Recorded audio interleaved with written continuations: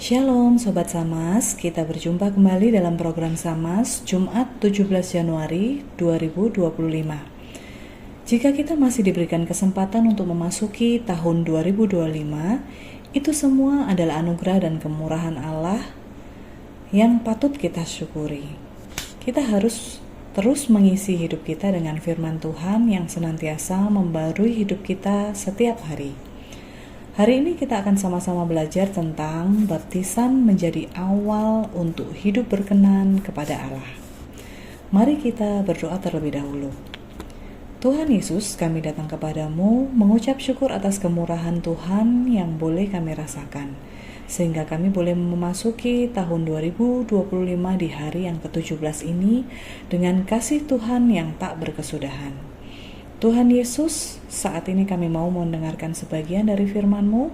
Kiranya Engkau memberkati kami agar kami mengerti, memahami, dan melakukannya dalam kehidupan kami. Dalam nama Tuhan Yesus kami berdoa. Amin. Sobat Samas, nats Alkitab terambil dari Matius 3 ayat 11 yang berbunyi, "Aku membaptis kamu dengan air sebagai tanda pertobatan. Tetapi Ia yang datang kemudian daripadaku lebih berkuasa daripadaku dan aku tidak layak melepaskan kasutnya. Ia akan membaptiskan kamu dengan Roh Kudus dan dengan api." Keluarga damai di gereja kita melaksanakan sakramen baptisan anak, di mana para orang tua yang berjanji untuk menyerahkan anaknya supaya hidup dalam kekristenan. Dan yang kedua, pengakuan percaya atau CD, di mana masing-masing pribadi menyerahkan diri menjadi pengikut Kristus sesungguhnya. Di mana sebelum pelaksanaan CD ada beberapa kali pertemuan yang bersangkutan belajar tentang dasar kekristenan sebagai bekal dalam menjalani kehidupan di dunia yang penuh dengan tantangan. Baptisan sendiri dalam kekristenan memiliki arti sebagai ritual pemuritan diri dengan air yang melambangkan pengampunan dosa, kematian bersama Kristus, dan dimulainya kehidupan baru. Baptisan juga merupakan tanda penerimaan seseorang ke dalam gereja dan menjadi milik Kristus. Ketika kita menerima Tuhan Yesus sebagai Tuhan dan Juru Selamat kita telah meyakini bahwa Tuhan telah mengampuni dosa-dosa kita dan menyucikan hidup kita. Hal ini dilanjutkan dengan baptisan sebagai satu rangkaian yang Tuhan perintahkan dalam firman Tuhan dalam Matius 28 ayat 19 sampai 20. "Karena itu pergilah, jadikanlah semua bangsa muridku dan baptislah mereka dalam nama Bapa, Anak, dan Roh Kudus. Dan ajarlah mereka melakukan segala sesuatu yang kuperintahkan kepadamu. Dan ketahuilah, aku menyertai kamu senantiasa sampai kepada akhir zaman." Inilah yang disebut sebagai baptisan adalah awal dari pertobatan atau hidup yang berkenan kepada Allah.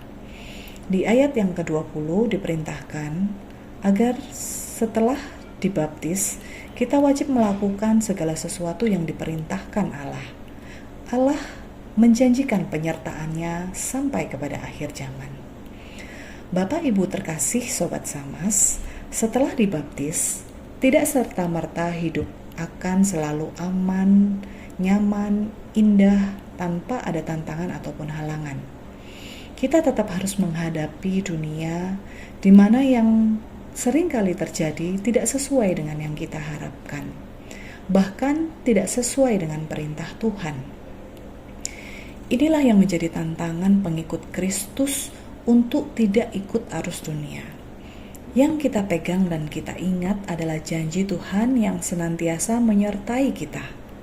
Setelah kita dibaptis, kita adalah milik Allah yang dikasihi. Kita harus terus lekat dengan Bapa kita, menjaga hidup kita dengan doa, firman-Nya, dan persekutuan dengan sesama pengikut Kristus. Sehingga ketika menjalani hidup di dunia ini, kita bisa hidup dalam perkenanan Allah dan menjadi berkat bagi sesama kita. Saya pribadi lebih mengingat momen pengakuan percaya atau CD. ketika kita sudah cukup umur, diberikan pelajaran tentang dasar-dasar kekristenan, dan di akhirnya di hadapan gereja dan jemaat, dengan sadar mengaku bahwa kita percaya pada Tuhan Yesus sebagai Tuhan dan Juru Selamat kita. Hal tersebut menguatkan saya secara pribadi menjadi seseorang yang begitu dikasihi Kristus. Oleh karenanya memotivasi saya untuk hidup seturut dengan perintahnya dan menjadi berkat bagi orang lain. Amin. Mari kita berdoa. Terima kasih Tuhan Yesus untuk firman Tuhan hari ini yang telah kami dengarkan bersama melalui program Samas. Biarlah kami bisa menghidupinya, melakukannya dalam kehidupan kami sehari-hari. Sebagai pengikut Kristus, kami bisa memuliakan nama Tuhan. Kami mengakui Tuhan bahwa kami juga sering jatuh dalam dosa, melakukan hal-hal yang tidak sesuai dengan kehendak-Mu. Ampunilah dosa-dosa kami ya Tuhan. Dan saat ini kiranya Engkau mau memberkati sepanjang hari ini dalam segala aktivitas kami masing-masing. Kiranya Tuhan melindungi dan menyertai kami.